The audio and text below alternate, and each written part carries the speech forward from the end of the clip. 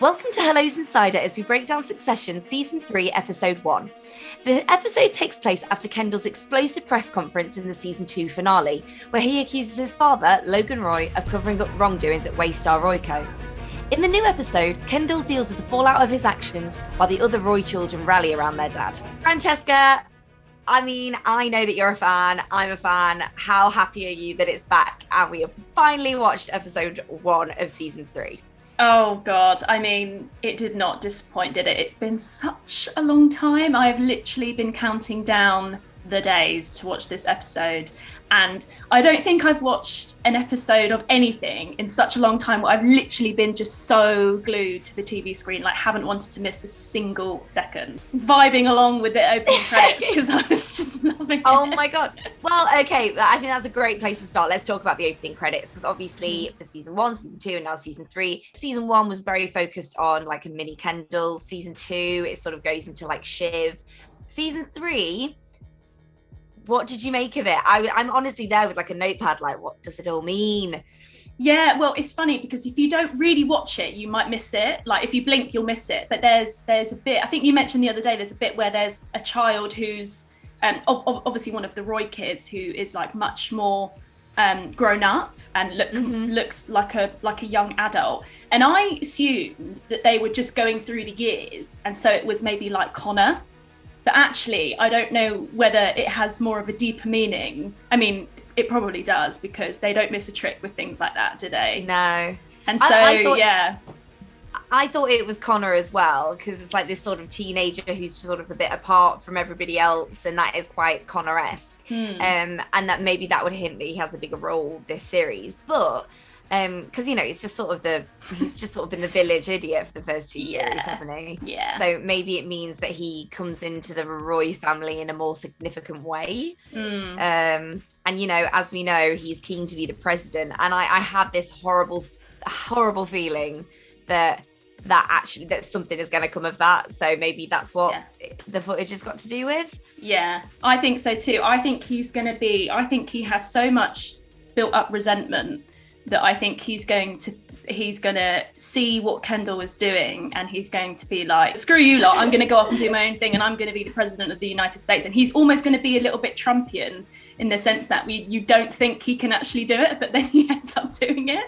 And I just can see it. And same. I had another. Oh God, the conheads.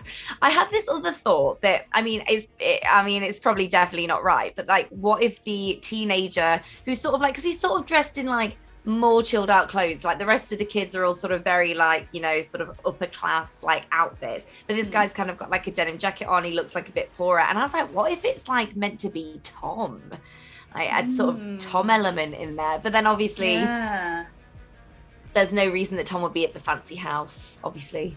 But I'm like, what if it's just representative of Tom? Yeah. Just a sort of outsider who's found his way there. Let's talk about Kendall, because honestly, I thought the Season 2 finale was just his finest hour, and I had so much respect to him. And I think I've spent the last year being like, Kendall is like the best character in the world, and like top dog. He deserves everything in Season 3. And I forgot how truly annoying he is. Like when he's on top, he's just the most irritating person, and I think that really comes out in Season 3, Episode 1.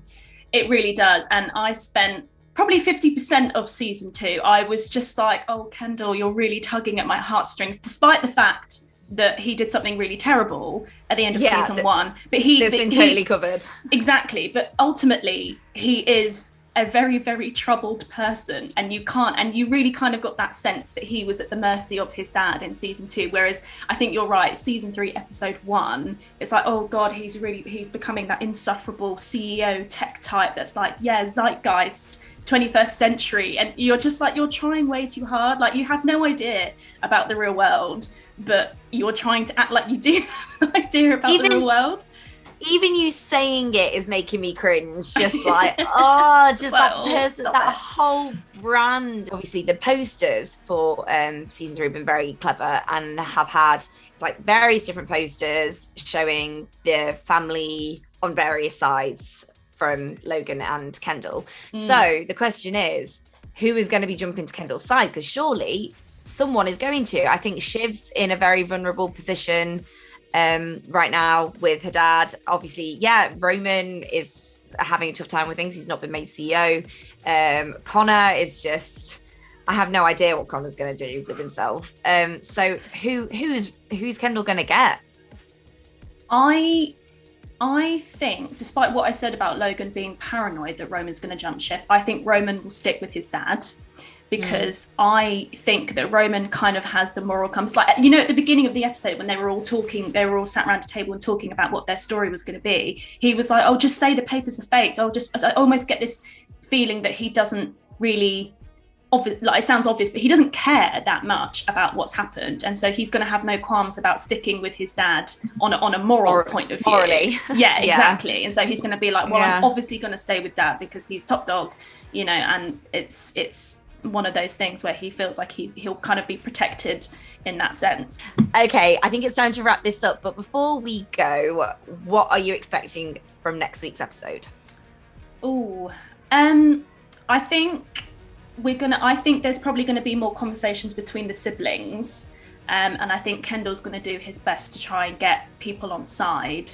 But now, and I'm wondering if maybe there's going to be a bit of friction between the lawyers, because obviously Logan found out at the end of episode 1 that Kendall has Lisa Arthur, and so he's going to try and get another one, and so I'm wondering whether there might be a bit of back and forth with that as well. So I'm just so excited.